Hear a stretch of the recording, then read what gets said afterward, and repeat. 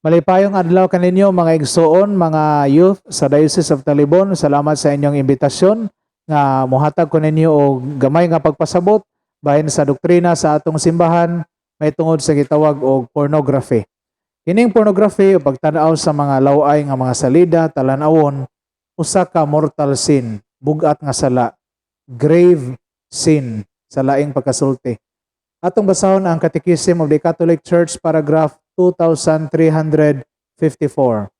Pornography consists in removing real or simulated sexual acts from the intimacy of the partners in order to display them deliberately to third parties.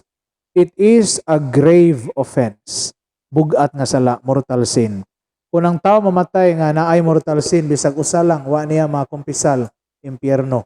Nya hinumduman nato ang impyerno makalilisang kaysa Matthew 26, or rather Matthew 25 verse 46, itawag ni Lord Jesus nga everlasting punishment, silot nga way katapusan. Gilaliman mo nga itambog sa kalayo sa impyerno hangtod sa kangturan. So dili na siya angay natong kumpiyansaan. So mga igsoon, ngano man nga mortal sin kining pornography? Tungod kay si Kristo nagtudlo nga ang kalawayan usa ka matang sa adultery. Matod pa sa Matthew chapter 5 verse 28, kung ang usa ka tawo mutan-aw sa iyang isikatawo sa usa ka babae nga laway ang hunahuna, nakapanapaw na siya, nakakumit na siya adultery diha sa iyang kasing-kasing. And adultery is not a venial sin, it is a mortal sin. Diha sa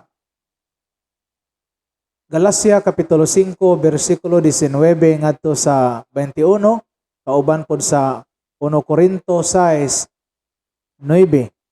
Ang adultery, ang tao nga mohimo sa adultery, adulterer, dili makasulod sa gingharian sa langit. So, atong hinumduman ang kabubuton sa Dios para kanato, mao ang atong pagkabalaan or holiness. Nasa 1 Thessalonians, matod pa ni San Pablo nga ang matag usa kanato gitawag yun nga mahimutang santos. 1 Thessalonians chapter 4 verse 1, finally brothers, we earnestly ask and exhort you in the Lord Jesus. Or rather sa verse 3, 1 Thessalonians chapter 4 verse 3, this is the will of God, your holiness, that you refrain from immorality. So, ang gusto sa Ginoo ang iyang kabubuton will nga kita magbalaan sa atong kaugalingon, masantos ta, nga maglikay ta sa immorality. Kaya kung kita immoral, malawayon, impure, di ta kasod sa langit. Sumala sa Efeso kapitulo 5 bersikulo 5, ang mga malawayon walay dapit sa gingharian sa Dios. So mao na mga igsoon, ato yung ipaambit sa atong mga isikataw, labi na mga kabatanunan, nga kining pornography, uban pa mga buhat nga malaway, mortal sin ug makapaimpyerno sa tao. Kung dunay usa ka tawo nga dunay mortal sin, nagbuhat og malaway unya namatay siya nga wa niya na mahinulsuli og makumpisal, dili siya makasud sa langit, matambog siya sa kalayo sa impyerno. Mo na gipasabot ni Mama Mary sa iyang pagpakita dito sa Fatima, Portugal niadtong 1917 nga many of those who go to hell went down to hell because of the sins of the flesh. So, daghan ang nahiadtog impyerno tungod sa sin of the flesh, kining sala sa unod kalawayan. Ugusan niini kining gitawag og pornography o pagtan-aw sa malaway. Ipasabot ni San Pedro nga ang mga tawo nga nagbuhat nining mga butanga nasa 1 Peter chapter 2 verse 14. Mga tao with eyes full of adultery. So, daghan kaayo ana nga kanang nagbaliwa ra ning salaam, pero kaylap na kini sa tibuok kalibutan. Mura po ni siya pandemic. So mao na atong paningkamutan nga maglikay ta nining mga butanga. Ug unsa may atong ika-advise sa mga tao nga tingalin na addict or dali matintal ning mga butanga. Ang sekreto sa mga monks, mga virgins, mga early Christians, bisan sa mga santos kung tiba sa tag lives of the saints, ang pinaka number one yun nga effective way sa paglikay sa sala labi na ni ining impurity kining pagtan-aw sa mga malaway is flight. Flight o paglikay, pagpahilayo. Kay way tao nga balaan nga kung ikaw mohasmag mismo sa tentasyon mo paduol sa tentasyon nga makalikay ka sa pagpakasala. Kaya ang Ginoo mainsulto kung ikaw mismo mo paduol sa tentasyon, kuhaan ka grasya. Wa kay grasya, mahog ka sa sala. Kaya ang grasya maman ang makapugong nato. So ang cooperation gipangayo sa grasya nga maningkamot ta sa paglikay sa sala ug magbuhat og maayo. Kaduha nga sikreto aron nga di ta dali matintal is dapat bisita naatay bisan unsa gibuhat nga maayo. Kay ang tao nga okupado sa maayong buhat, ang yawa maglisod og tintal niya kay ang iyang hunahuna diverted man ngadto sa mga maayong mga buhat. Pangitag mga bisan ang sports maayo man na kay pagpaugnat man na pagpahimsog sa atong lawas nga templo sa Espiritu Santo. So daghang paagi nga kita ma-divert into good things. Labas tanan kining pagampo. Pagampo o mga relihiyosong mga buhat dili lamang kay na divert nimo ang imong kaugalingon gikan sa pagpakasala ngadto sa maayong buhat, kundi makapundo tag dakong merito dito sa langit. Kay every time mo buhat tag maayo magampo, makapundo man tag merito dito sa langit niya ato nang makobra pohon kung kita mamatay og hukman na sa Dios. Mao nay makapahilangit nato. So, manay atong paningkamutan. Unya, ato nga hinumduman sa kanunay nga ang impurity tungod kay kini mortal sin man sa example ani kining topic karon nga pornography.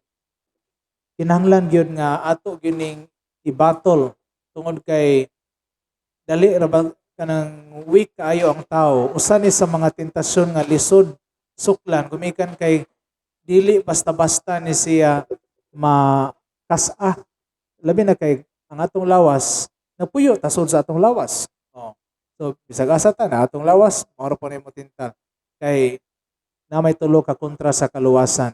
The world, the flesh, and the devil. Kining devil, bisag asa doong na, asa ka doong, maapas na nimo. Kanya kining world, marang mga tao, mga lugar, nga makahaylo nato sa pagpakasala, likayan nato na nya kining kining flesh bisa usaon nimo dili nimo malikayan imong flesh kaya magmugawas ka sa imong lawas, mulikay ka sa mga butang nga maka-trigger sa imong flesh nga mobati ka ni ining kalawayan o na nga maka-mortal sin. So avoid temptations, pareha na sa gihimo ni Jose anak ni Jacob diya sa Genesis. Ni si Jose nahimo nga alalay ni Potifar, niya si Potifar milarga man to, ang iyang asawa nakaangay man ni Jose. So iyang gi-invite si Jose nga magduog sila. Niya si Jose kay balaan, mahadlokon sa Dios, mahadlok nga magpakasala, matinahuron pud siya sa iyang amo, agalon nga si Potifar mao nga imbis nga makigdebate siya ni sa asawa ni Potifar, imbis nga magsige pa siya analyze sa man buhaton ba din or dili. Way daghang hunahuna, way daghang istorya. Hingdagan o kinakusugan si Jose. Kanya kay abtik man ni asawa ni Potifar, gilabnot niya ang biste ni Jose. Mao nga niya pa pasinggit-singgit siya nga gi-rape kuno siya. Tuluoy in taon si Jose wa tuhoy sa husgado na preso. Pero giagwanta to ni Jose tanan kay ang iya lang nga di siya makasa sa Dios ug sa iyang agalon. Pero ang iyang pailob, ang iyang paglikay sa compromise, ang kamot sa pagtuman sa balaod sa Ginoo, diha sa prisuhan, na ila-ila niya si Paraon, ang hari sa Egypt, kay nangita man to og maka-interpret sa iyang damgo, niya naka-interpret man si Jose. May nungdan nga na-promote si Jose from prison, from the jail to the palace. Doon sa palasyo, niya nahimo siyang Prime Minister of Egypt. So mga igsoon, kung kita di ay magtuman sa sugo sa Ginoo, magbuhat og maayo, mao na ang springboard. Ang atong trial diha sa atong pagsunod sa kabubuton sa Ginoo, mao na ang springboard nga makapalukso nato ngadto sa bag-ong level sa atong pagkatao nga kita motubo sa pagkabalaan ug daghang mga blessing, mga grasya sa Ginoo moabot ka nato. Mao na gipasabot ni Lord Jesus sa Matthew chapter 6 verse 33, seek ye first the kingdom of God and His righteousness, and all these things shall be added unto you.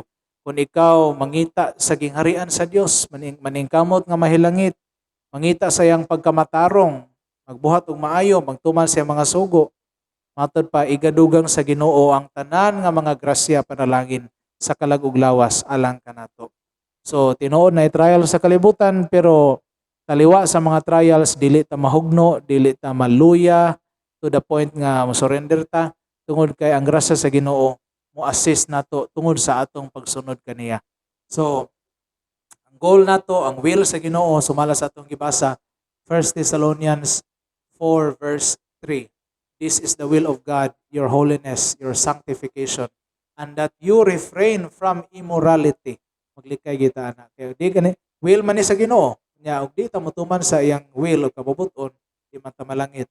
Nasa Matthew 7 verse 21.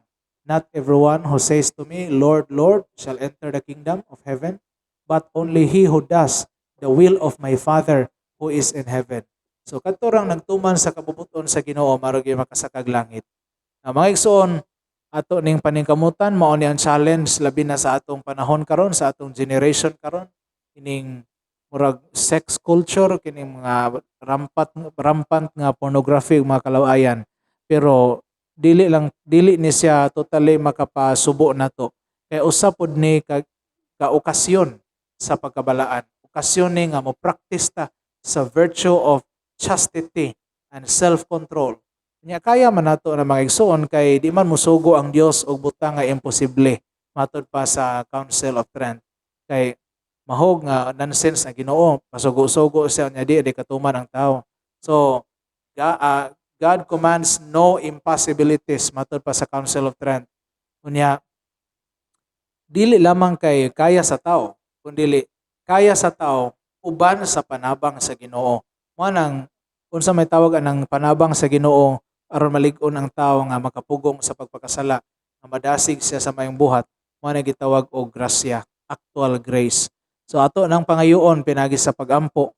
So aron gyud mo succeed ta sa atong pagkabalaan, makalikay ta niining pornography ug uban pang mga malaway nga buhat, kinahanglan number 1 magampo ta.